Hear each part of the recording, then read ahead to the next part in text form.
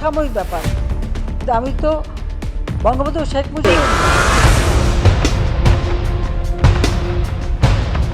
শেখ হাসিনাকে দেশে ফেরানোর জন্য অভিনব কৌশল তৈরি করছেন আওয়ামী লীগপন্থীরা। গতকাল ধানমন্ডিতে হঠাৎই জয় বাংলা বলে বিশাল এক মিছিল বের হয়। একে একে জমা হতে থাকে আওয়ামী লীগের সমস্ত কর্মীরা। উপর থেকে নাকি নির্দেশ রয়েছে সকল কর্মীদের মাঠে নামার জন্য। তাহলে কি ভারতে বসে বড় ধরনের শক কষছেন শেখ হাসিনা? গতকাল আওয়ামী লীগের ফেসবুক পেজের লাইভে শেখ হাসিনা বলেন, ইউনূস সে তো নিজেই অপরাধী, তাহলে সে কিভাবে আমাদের বিচার করে? আর আমরা কোনো অন্যায় করলে তো আমাদের বিচার হবে। যদি আমাদের বিচার করতে পারে তাহলে একমাত্র উপরালাই করবেন। আমরা কোনো অন্যায় করিনি, সমস্ত চাল ছিল ইউনূসের। ইনশাআল্লাহ খুব শীঘ্রই দেশে আসব।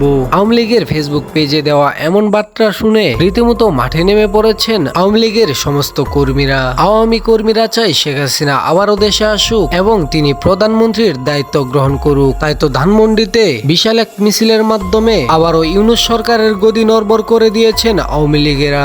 এখন দেখার পালা কোথাকার পানি কোথায় যায়। শেখ হাসিনা কি আদতেও দেশে আসতে পারবে নাকি না? তো দর্শক, আপনার ব্যক্তিগত মতামত জানাতে পারেন কমেন্ট বক্সে। আর প্রতিনিয়ত আপডেট পেতে চ্যানেলটিকে এখনই সাবস্ক্রাইব করে ফেলুন।